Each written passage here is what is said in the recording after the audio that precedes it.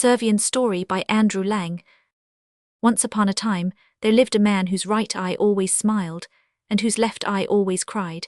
And this man had 3 sons, 2 of them very clever, and the third very stupid. Now these 3 sons were very curious about the peculiarity of their father's eyes, and as they could not puzzle out the reason for themselves, they determined to ask their father why he did not have eyes like other people. So the eldest of the 3 went one day into his father's room, and put the question straight out, but instead of answering, the man flew into a fearful rage, and sprang at him with a knife. The young fellow ran away in a terrible fright, and took refuge with his brothers, who were awaiting anxiously the result of the interview. "You had better go yourselves," was all the reply they got, "and see if you will fare any better." Upon hearing this, the second son entered his father's room, only to be treated in the same manner as his brother, and back he came, telling the youngest, the fool of the family, that it was his turn to try his luck. Then the youngest son marched boldly up to his father, and said to him, "My brothers would not let me know what answer you had given to their question, but now do tell me why your right eye always laughs, and your left eye always weeps." As before, the father grew purple with fury, and rushed forwards with his knife, but the simpleton did not stir a step. He knew that he had really nothing to fear from his father. "Ah, now I see who is my true son," exclaimed the old man. "The others are mere cowards, and as you have shown me that you are brave, I will satisfy your curiosity. My right eye laughs, because I am glad to have a son like you. My left eye weeps, because a precious treasure has been stolen from me. I had in my garden a vine that yielded a ton of wine. Every our Somione has managed to steal it, so I weep its loss." The simpleton returned to his brothers, and told them of their father's loss, and they all made up their minds to set out at once in search of the vine. They travelled together till they came to some cross roads, and there they parted, the 2 elder ones taking one road, and the simpleton the other. "Thank goodness we have got rid of that idiot," exclaimed the 2 elder. "Now let us have some breakfast," and they sat down by the roadside and began to eat. They had only half finished when a lame fox came out of a wood, and begged them to give him something to eat, but they jumped up and chased him off with their sticks, and the poor fox limped away on his 3 pads. As he ran, he reached the spot where the youngest son was getting out the food he had brought with him, and the fox asked him for a crust of bread. The simpleton had not very much for himself, but he gladly gave half of his meal to the hungry fox.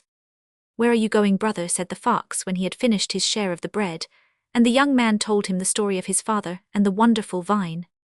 "Dear me, how lucky," said the fox. "I know what has become of it. Follow me." So they went on till they came to the gate of a large garden. "You will find here the vine that you are seeking, but it will not be at all easy to get it. You must listen carefully to what I am going to say. Before you reach the vine, you will have to pass 12 outposts, each consisting of 2 guards. If you see these guards looking straight at you, go on without fear, for they are asleep. But if their eyes are shut, then beware, for they are wide awake. If you once get to the vine, you will find 2 shovels, one of wood and the other of iron. Be sure not to take the iron one, it will make a noise and rouse the guards, and then you are lost." The young man got safely through the garden without any adventures till he came to the vine, which yielded a ton of wine an hour, but he thought he should find it impossible to dig the hard earth with only a wooden shovel, so picked up the iron one. Instead, the noise it made soon awakened the guards. They seized the poor simpleton and carried him to their master.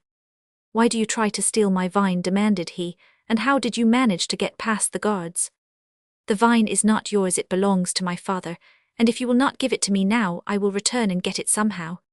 "You shall have the vine if you will bring me in exchange an apple off the golden apple tree that flowers every 24 hours and bears fruit of gold."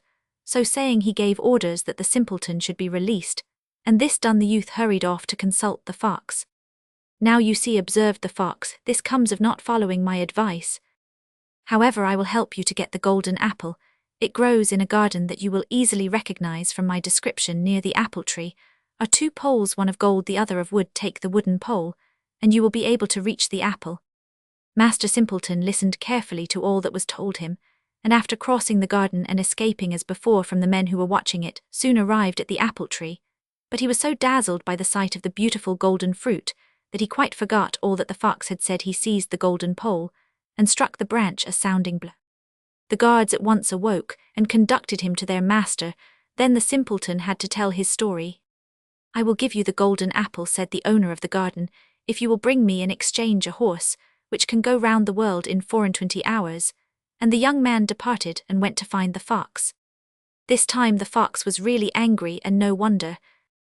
If you had listened to me, you would have been home with your father by this time. However, I am willing to help you once more go into the forest, and you will find the horse with 2 halters round his neck. One is of gold, the other of hemp. Lead him by the hempen halter, or else the horse will begin to neigh, and will waken the guards. Then all is over with you."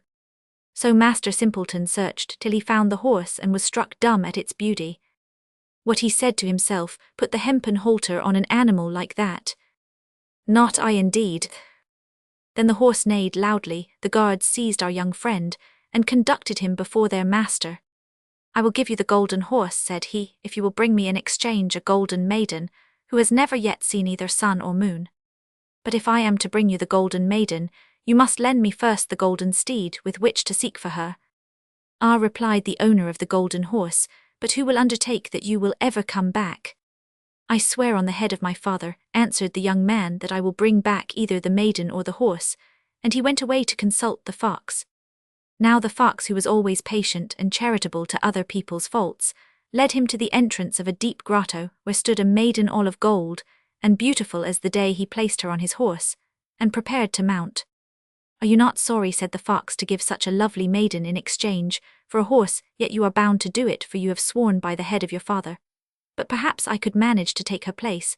So saying, the fox transformed himself into another golden maiden, so like the first that hardly anyone could tell the difference between them. The simpleton took her straight to the owner of the horse, who was enchanted with her, and the young man got back his father's vine, and married the real golden maiden into the bargain.